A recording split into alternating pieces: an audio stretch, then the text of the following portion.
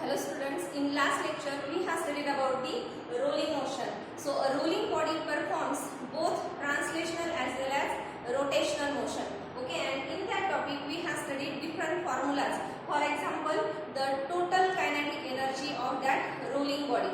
And how to find out that total kinetic energy? That is the sum of translational kinetic energy and rotational kinetic energy. It means the formula for total kinetic energy of that rolling motion, that is equal to kinetic energy of translational motion plus kinetic energy of rotational motion. Now we have to revise all these formulas, okay, because in the next topic we required all these equations. So let us first write the formula for translational kinetic energy. The first formula, translational kinetic energy, is given by half mv square, where m is the mass of the object and v is the velocity of the object. Second formula, that is the rotational kinetic energy. Okay, and the formula is half I omega square. But we know that value of I, what is I omega square, that is the rotational kinetic energy. So the value of I, that is mk square in terms of radius of gyration, right? And the value of omega, that is V upon R. So if we substitute all these values, let us substitute for I mk square, okay, and for omega V upon R, that means V square upon R square. So from this formula we get the value of rotational kinetic energy, that is half mv square, let us take it common, and in bracket we can write this k square upon R square. It means this rotational kinetic energy can be given by using this formula. So let us write this formula here, half mv square in bracket k square upon R square. Okay, and now the third formula, that is the sum of these two, that is the translational plus rotational. If we add these two equations, then we get the total kinetic energy, and this total kinetic energy, that is kinetic energy of that rolling body, total kinetic energy we can write, total kinetic energy, and that is given by formula half mv square. These two factors are, this factor is common in both these equations, and we have to take the addition of all these two. So if we take this half mv square common, then in bracket from this 1 remains, and from this k square upon r square. So we obtained this formula in the previous lecture also. What is the total kinetic energy of that rolling body? That is half mv square 1 plus k square upon r square. And after that we also derive the two equations for the velocity of a object when it is released from the inclined plane. Okay, so when it reaches at the bottom, suppose if we consider this is a sphere, and if we release this sphere from the top of an inclined plane, and when it reaches at the bottom, then at that bottom, what will be the final velocity of that sphere? So that final velocity v is given by formula under root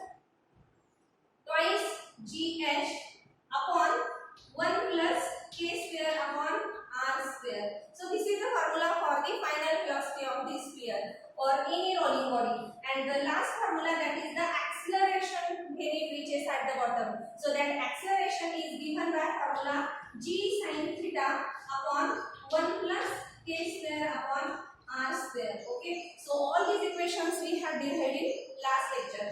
Now if we see all these equations, then one thing is common here, that k square upon r square means for any object, if we have to find out its rotational kinetic energy or total kinetic energy or the velocity or acceleration, then we require this value. What is that? K square upon r square, and we can find out this factor by a very simple method. Suppose if we have given the moment of inertia of any object, suppose let us consider the moment of inertia, that is I, is given by in the form like this, n into mr square, where n is an integer, any integer number. So that value of n, that is nothing but value of k square upon r square. Okay, that factor n is the value of k square upon r square. let us take an example. Let us see about the disk. So we have derived the formula for moment of inertia of a disk. Suppose this is a disk and this is the axis which is passing through its center and perpendicular to its plane. So the moment of inertia of a disk is given by formula half mr square. So in this formula, what is that factor? And that is half, and this value half, that is the value of k square upon r square. Means in this formula, the value of k square upon r square, that is half. Okay.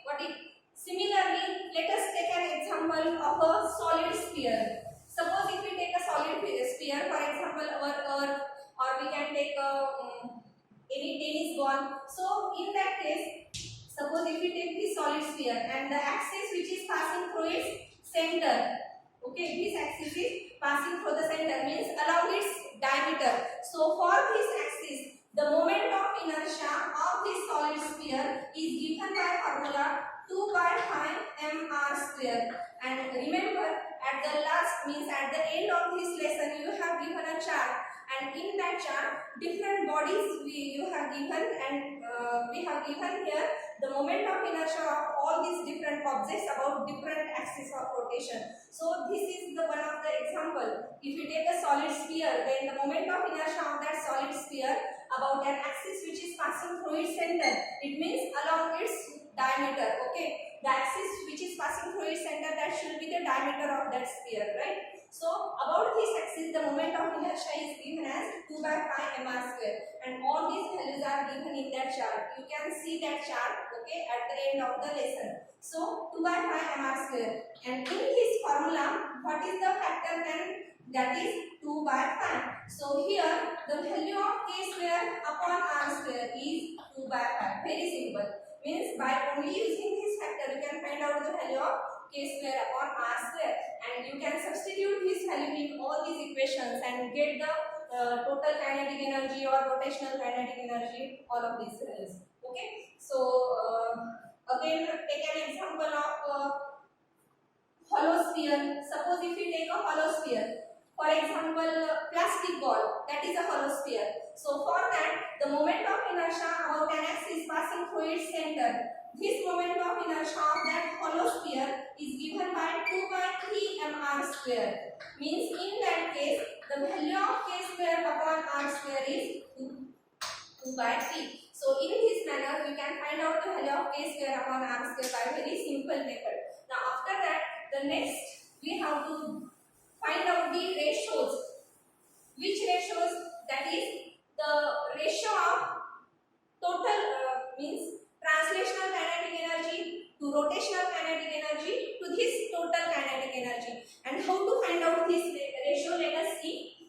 If we have to find out the ratio, suppose if you take this is kinetic energy, translational kinetic energy to the rotational kinetic energy to the total kinetic energy of that rolling body.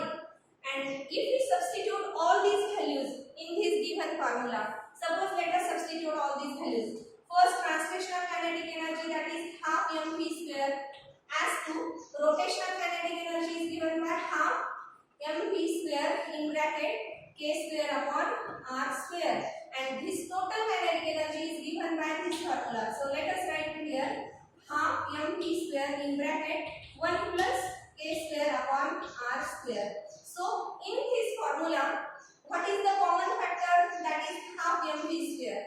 Okay, this half mv square. So let us cancel this half mv square, because we are taking the ratios of all these three quantities. So what remains here? From this term only one is there. Okay, the next from this k square upon r square is there. So k square upon r square, and as to from this term 1 plus k square upon r square. So by using this, you can find out the ratio of translational to rotational to total kinetic energy. In some example or in some numericals, we have asked the fraction of rotational kinetic energy, okay, or the fraction of translational kinetic energy. It means we have to take the ratio of rotational kinetic energy to this total kinetic energy. Remember always, when we have to find out the fraction, then at the denominator there should be a total kinetic energy. Suppose if we have to find out the fraction of translational kinetic energy, okay, then how to take the ratio?